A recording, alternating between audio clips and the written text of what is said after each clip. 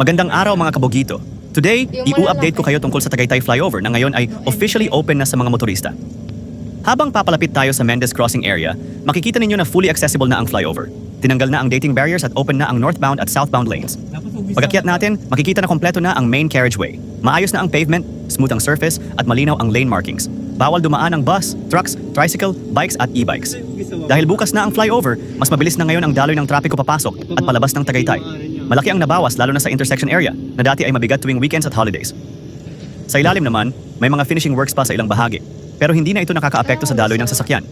Bukas ang road at passable para sa lahat ng ruta papunta sa Tagaytay at Mendez. Ang pagbubukas ng flyover ay malaking tulong para sa mga biyahero, turista at delivery vehicles na dumadaan sa Tagaytay na Sugbu Highway.